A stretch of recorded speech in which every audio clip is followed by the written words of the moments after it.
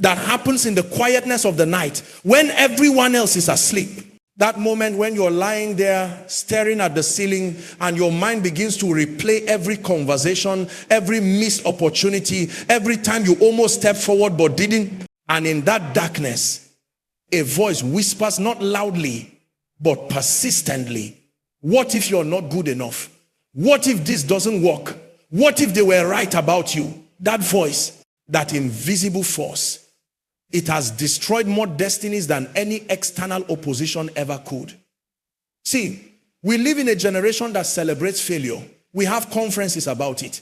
We have speakers who mount platforms and talk about how they failed 7 times before they succeeded. We applaud resilience. We honor the comeback story. And all of that is beautiful, necessary, even. But here's what nobody tells you. Failure only gets its chance to teach you when you first defeated its older, more dangerous brother, doubt. Doubt doesn't wait for you to try and fail. Doubt kills the dream before you even begin. Failure requires action. Doubt requires nothing. It sits in your mind like a king on a throne, legislating what you can and cannot attempt. And the tragedy, the absolute tragedy, is that most people will never know what they were truly capable of because doubt convinced them not to find out.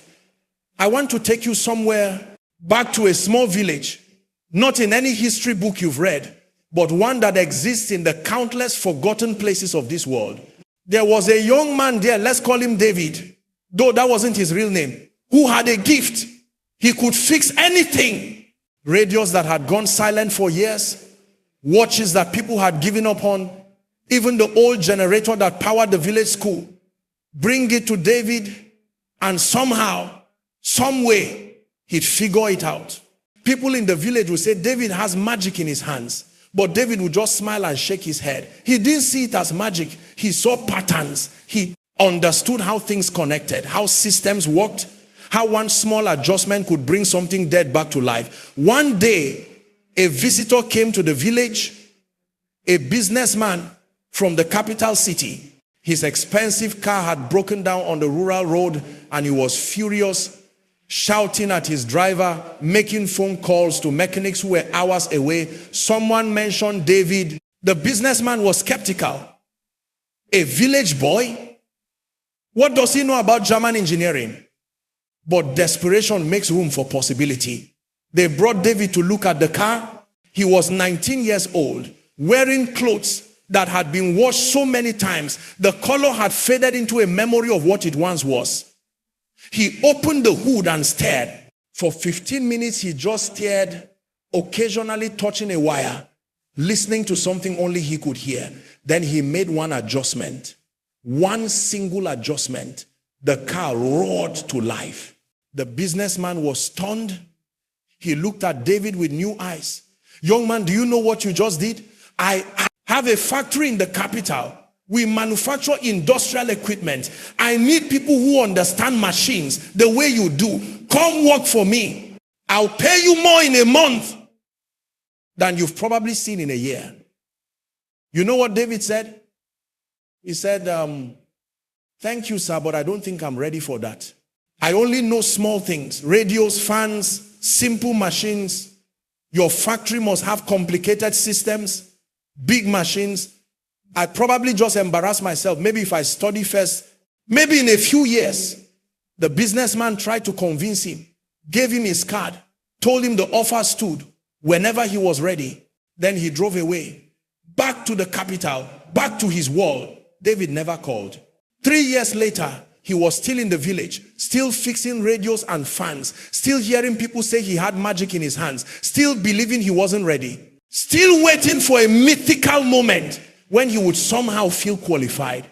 The businessman, he eventually hired someone else, someone with less natural talent than David, but more belief in themselves. That person learned on the job, made mistakes, got better, and within 5 years became the factory's head of operations. David is still in the village, still gifted, still waiting to be ready, still doubting. You see, failure didn't stop David. He never got the chance to fail. Doubt stopped him. Doubt killed his dream. before it could even take its first breath. And the heartbreaking truth is that there are millions of Davids in this world. People with gifts that could change industries, solve problems, create beauty, generate wealth, impact generations, but doubt has locked them in a prison where the bars are made of what if and the walls are built with I'm not sure. Now, let's be clear about something. I'm not talking about foolishness. I'm not suggesting you jump off a cliff hoping you discover you can fly on the way down. Wisdom is important. Preparation matters. Counsel is valuable. But there's a universe of difference between wise caution and paralyzing doubt. Wise caution says, let me prepare adequately and seek guidance. Doubt says, I could never do that no matter how much I prepare. Wise caution says, this will be challenging, but I can learn. Doubt says, I'm not the kind of person who succeeds at difficult things. Wise caution evaluates risks and creates strategies. Doubt assumes defeat before the game even starts. Think about it this way. Every single person you admire, every innovator, every pioneer, every history maker faced the same voice of doubt that you're facing right now. The only difference is they did something you might not have done yet. They called doubt a liar and moved anyway. The Wright brothers were bicycle mechanics. Bicycle mechanics! When they said they were going to make a machine that would allow humans to fly, do you know what the response was? Doubt. Everywhere, doubt. Scientists doubted them. Journalists doubted them. Their own family had questions. The intellectual establishment of their day had proven that human flight was impossible. The mathematics didn't support it. The physics didn't allow for it. But here's what the Wright brothers understood that their doubters didn't. Action breaks the spell of impossibility. They could have sat in their bicycle shop and accepted the verdict of doubt. They could have said, who are we to challenge what scientists say? We only fix bicycles. We are not educated in aerodynamics. We should stay in our lane. Instead, they built tires. They tested. They failed. They learned. They adjusted. They tried again. And on the 17th of December 1903, in Kitty Hawk, North Carolina, they flew. It was only 12 seconds. It was only 120 feet. But those 12 seconds changed human history forever. Doubt said it was impossible. Action proved doubt was a liar. And here's something powerful. After they succeeded, suddenly flight didn't seem impossible anymore. Within a decade, others were building better planes. Within 2 decades, there were commercial flights. Within 4 decades, humans were flying across oceans. Within 6 decades, we were flying to the moon. But none of that happens if 2 bicycle mechanics surrender to doubt. Now bring it closer to home. Bring it to your life, your dream. That thing that keeps showing up in your thoughts, but you keep pushing it away because the voice of doubt is loud. Maybe you've been wanting to start that business, but doubt says the market is too competitive. You don't have enough capital. What if it fails and you lose everything? Maybe you've been wanting to go back to school, but doubt says you are too old now. Everyone else will be younger. You've been away from studying too long. You won't be able to keep up. Maybe you've been wanting to write that book, but doubt says, who wants to hear what you have to say? There are already so many books. You're not a good enough writer. Publishers won't be interested. Maybe you've been wanting to apply for that position. But doubt says, you don't have all the qualifications they're asking for. Someone more experienced would definitely get it. Why waste your time? Maybe you've been wanting to start that ministry, launch that initiative, create that program, but doubt says you're not spiritual enough, connected enough, experienced enough. Wait until you're more ready. And so you wait, and you wait, and you wait. And time which waits for no one keeps moving. And opportunities that had your name on them go to people who had more courage than qualifications.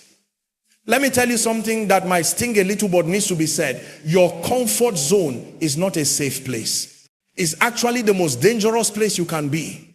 Because while you are comfortable, life is moving. While you are waiting to feel ready, the world is changing. While you are listening to doubt, someone else is learning through doing.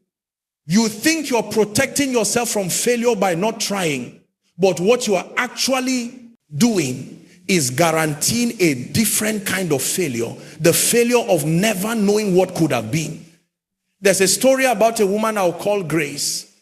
Grace worked as a cleaner in a corporate office building. Every morning, she'd arrive before sunrise and clean the offices of executives, lawyers, consultants. She'd empty their trash bins, organize their desks, vacuum their floors. And while she cleaned, she'd look at the books on their shelves, the degrees on their walls, the complicated documents on their desks. Grace had dropped out of school when she was 14 because her family couldn't afford the fees. She got married young, had children young, and by the time she was 30, she was a widow, raising 3 children alone, cleaning offices to survive. But Grace had a secret. In the early morning hours, before the office workers arrived, she would sit at those desks and read those books. She'd take the business magazines from the waiting room and study them at night after her children slept. She'd watch educational videos on an old phone she'd saved up to buy. Grace was educating herself in the fragments of time that life had given her. One day, one of the senior partners arrived early and found Grace sitting at a desk reading a book about financial markets. He was surprised. He asked her what she was doing. Grace was terrified she'd lose her job. But something in her decided to speak truth instead of hiding. Sir, I'm teaching myself. I didn't finish school, but I want to understand the world these books talk about. I want to know what you know, not to take anyone's job, but because my mind feels alive when I'm learning. That partner could have dismissed her, could have told her to focus on her cleaning duties, but he didn't. He saw something. He asked her questions. He was stunned by her answers, by the depth of understanding she gained from her secret self-education. He made an offer. Grace, we have an entry-level position opening in our administrative department. It's not glamorous, but it's a start. I think you should apply. And here's where the story gets interesting. Because Grace faced doubt, massive, overwhelming doubt. The voice that said, who do you think you are? You're a cleaner. You don't even have a high school diploma. These people have university degrees. You embarrass yourself. Stay where you're safe. Grace stood at a crossroads. She could listen to doubt and remain a cleaner for the rest of her life. Nothing wrong with honest work, but everything wrong with buried potential. Or she could do something terrifying. Believe that maybe, just maybe, she was worth more than doubt told her. She applied. She got the position, and here's where the story becomes powerful. Within 2 years, Grace completed her high school equivalency while working. Within 5 years, she earned a professional certification. Within 8 years, she was managing a department. Within 12 years, she was a senior consultant in the same firm where she used to clean floors.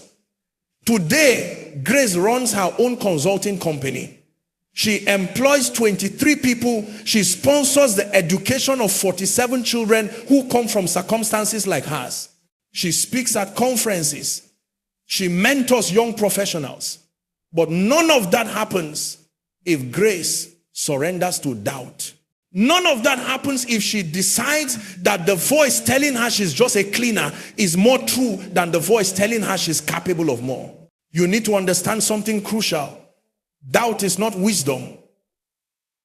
Doubt is not humility. Doubt is not realistic thinking. Doubt is a thief. It's an assassin. It kills dreams while they are still in the womb. The enemy of your destiny doesn't need to stop you with persecution or opposition. All he needs to do is get you to doubt yourself, and you stop yourself. You become your own prison guard, your own dream killer, your own worst enemy. And the most tragic part, you think you're being responsible. You think you're being realistic. You think you're protecting yourself, when in reality, you're just afraid. And fear, dressed up in the language of wisdom, is still just fear. I need you to hear this. The person you could become is on the other side of doubt. The life you're meant to live is on the other side of doubt. the impact you are meant to make, the wealth you are meant to generate, the problems you are meant to solve, the people you are meant to help. All of it is on the other side of doubt. But you have to make a decision. You have to declare war on doubt. You have to stop negotiating with it. Stop entertaining its arguments. Stop giving it space in your mind. Because here's what doubt does. When you give it space, it multiplies. It doesn't stay in one area of your life. It spreads like a disease. You doubt yourself in business. Then you start doubting yourself in relationships. You doubt your abilities. Then you start doubting your worth. You doubt your capacity to succeed. Then you start doubting whether you even deserve success. Doubt is never satisfied with killing one dream. It wants to kill them all. But I want to show you something. I want to show you the anatomy of how doubt operates. Because when you understand how an enemy fights, you can defeat it. Doubt always starts with a question. Always. What if I fail? What if they reject me? What if I'm not smart enough? What if I waste my time and resources? These questions sound reasonable. They sound like due diligence. But here's the deception. Doubt's questions are never seeking answers. They are seeking surrender. When wisdom asks a question, it's looking for a solution. When doubt asks a question, it's looking for an excuse. Wisdom says, what if I fail? Then what's my backup plan? How do I minimize risk? What can I learn even if things don't go as expected? Wisdom turns questions into strategies. Doubt says, what if I fail? See, failure is possible, so I shouldn't even try. The question itself is the answer. Don't do it. Do. And you see the difference. One is problem solving. The other is dream killing. Let me take you to another place, another story. There was a young man, we'll call him Michael, who grew up in a neighborhood where gunshots were more common than opportunities. His father was absent. His mother worked 3 jobs just to keep food on the table. The school he attended was understaffed, under-resourced, and most of his teachers had given up on expecting excellence from students who came from that side of town. Michael loved mathematics. Not the basic arithmetic they taught in class, but real mathematics. The kind that explained patterns in nature, the kind that built bridges and designed technology. He'd find old textbooks in the library and teach himself concepts that were years ahead of what his school offered. When he was 16, his mathematics teacher, one of the few who still believed in the students, told him about a national science competition. Top students from across the country would compete, and the winner would receive a full scholarship to any university they chose, plus a cash prize of $50,000. Michael's eyes lit up. For the first time, he saw a door, a real tangible door out of the circle of poverty that had trapped his family for generations. But then doubt showed up, and doubt brought friends. His classmates doubted. Michael, you're smart for our school, but you don't understand. Those competitions are for kids from private schools. Kids whose parents are professors and engineers. Kids who've had tutors since kindergarten. Kids who don't have to work part-time jobs to help with rent. You're going to embarrass yourself. His neighbors doubted. Boy, stay focused on reality. Get your diploma. Find a steady job. Stop dreaming about things that aren't for people like us. You know how the world works. Even his mother, who loved him more than life itself, doubted. Not because she didn't believe in him, but because she was afraid for him. Baby, I don't want to see you disappointed. Those competitions, they are not designed for kids from neighborhoods like ours. Maybe focus on getting a good job after graduation. That's more certain. And then there was the doubt in his own mind. The voice that said, they're probably right. I've never even traveled outside this city, and I'm supposed to compete against kids who've been groomed for this their entire lives. I don't have the resources, the connections, the background. I should be realistic. Michael stood at the edge of decision. And this is where we need to pay attention. Because this moment, this exact moment, is the moment that determines destiny. He could agree with doubt, accept the verdict that his zip code had pronounced over his future. stay safe in the familiarity of low expectations. Or he could do something radical. He could try. Michael registered for the competition. He spent 6 months preparing, studying late into the night after his shift at the grocery store ended. He borrowed advanced textbooks from the public library. He watched university lectures online. He solved problem sets until his hands cramped and his eyes burned. The day of the competition arrived. Michael took a bus for 8 hours to get to the capital city where it was being held. He walked into a room filled with students who looked exactly like his classmates said they would, confident, well-dressed, carrying expensive calculators and talking about prep courses that cost more than his mother's monthly salary. Doubt whispered, see, you don't belong here. Look at them. Look at you. Just go home. But Michael had made a decision before he ever entered that room. He had decided that doubt's voice no longer had authority over his actions. Doubt could speak, but he didn't have to obey. The competition lasted 6 hours. It was the most challenging intellectual experience of Michael's life. There were moments he wasn't sure of his answers. There were problems that seemed impossible. There were times he glanced at other students and wondered if they found it easier than he did. 3 weeks later, the results were announced. Michael placed third in the entire nation.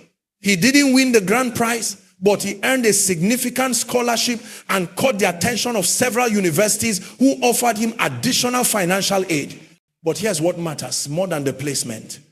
Michael discovered something that changed his life forever. He discovered that doubt had been lying to him. He discovered that he could compete. He discovered that his intelligence wasn't limited by his circumstances. He discovered that the only thing that had been holding him back was his agreement with doubt's narrative. Today, Michael has a PhD in applied mathematics. He works for a technology company solving problems that most people can't even understand. He's created scholarship programs for students from underserved communities. He goes back to his old neighborhood and tells young people the same thing I'm telling you right now. Doubt is a liar. But here's the haunting part of this story.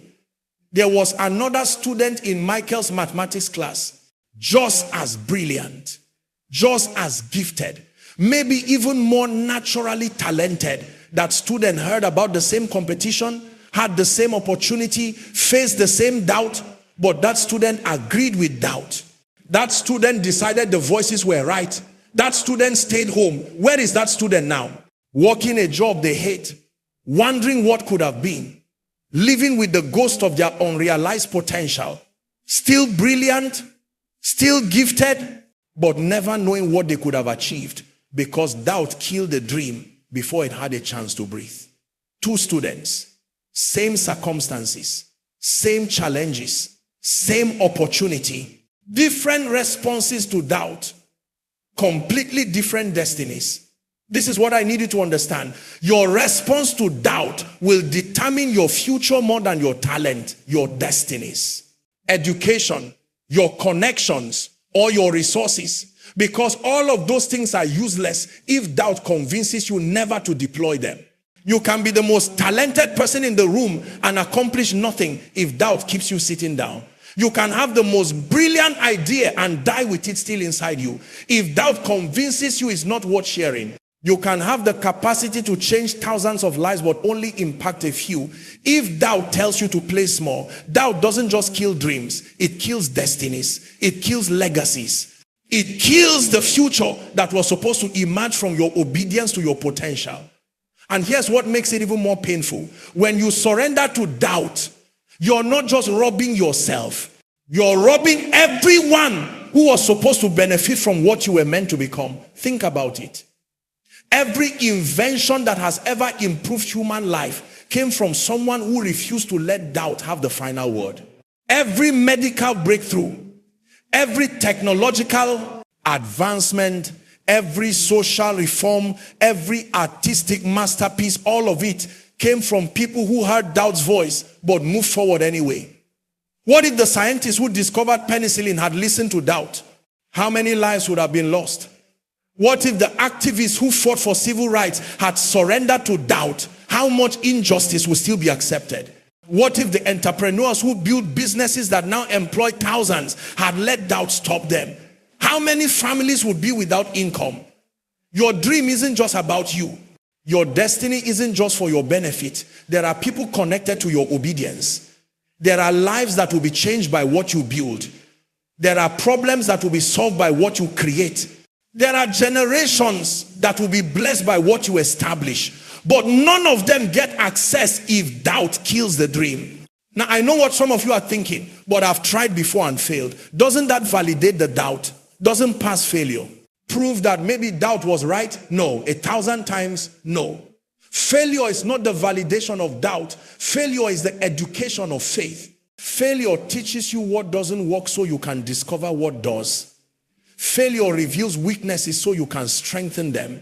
Failure tests your commitment so you can prove your seriousness. Thomas Edison failed 10,000 times before he successfully created the electric light bulb. 10,000 times. Do you know what he said about those failures? He said, I have not failed. I've just found 10,000 ways that won't work. That's not doubt talking. That's faith talking. That's persistence talking. That's a man who refused to let temporary setbacks become permanent verdicts. The difference between people who succeed and people who don't isn't that successful people never face doubt or failure. The difference is that successful people refuse to let either one define their future. You will fail. I guarantee it. If you step out of your comfort zone, if you attempt something significant, if you challenge yourself, you will fail at something. Somehow, somewhere along the way. But that failure is not your enemy. Failure is actually your tutor, your trainer, your refining fire. Doubt, on the other hand, doesn't refine you. It just stops you. Failure says, try again with what you've learned. Doubt says, don't try again at all. Failure says, you're not there yet. Doubt says, you'll never get there. Failure is temporary. Doubt wants to be permanent. So what do? How do you actually defeat doubt? Because I'm not just here to diagnose the problem. I'm here to give you weapons for the war. First, you have to recognize that doubt is not your voice. It feels like your voice. It sounds like your thoughts, but it's not. It's a foreign invasion. It's a virus that got downloaded into your thinking and now is trying to run your operating system. When doubt speaks, identify it, name it, say out loud if you have to. That's doubt. Talking, not truth. The moment you externalize it, you take away its power to masquerade as your own wisdom. Second, you have to replace doubt's questions with faith's declarations. Stop asking, what if I fail? And start declaring, I'm going to learn, regardless of the outcome. Stop asking, what if I'm not good enough? And start declaring, I'm going to get better through doing. Stop asking, what if they reject me? And start declaring, their acceptance is not required for my assignment. Third, you need to take the smallest possible action toward your dream right now. Not tomorrow, not when you feel ready, not when circumstances are perfect. Right now, because action is the mortal enemy of doubt. Doubt survives in the realm of theory. The moment you move from thinking to doing, doubt starts losing its grip. You don't have to take a massive leap. You don't have to quit your job and bet everything on day one. You just have to take one small step, research that business idea, enroll in that course. Write the first page of that book. Make that phone call. Submit that application. Have that conversation. One step. That's all doubt needs to start dying. Because doubt's power is in keeping you frozen. The moment you move, you prove that doubt doesn't control you. And finally, you need to surround yourself with people who believe bigger than your doubt. You cannot win this fight alone. You need voices in your life that remind you of your capacity when doubt is screaming about your limitations. You need people who have conquered their own doubts and can show you it's possible. Find them. Seek them. Connect with them. Because the voice you listen to the most will determine the life you live. Listen to doubt and you live a small life. Listen to faith and you live the life you were designed for. Your time on this earth is limited. You don't have forever to figure this out. Every day that passes with your dream still locked inside you is a day the world goes without what you were meant to contribute. Somewhere right now, there's a problem that only your solution can solve. There's a person who only your message can reach. There's an opportunity with your name on it, but it's not going to wait forever. Doubt wants you to believe there's always tomorrow.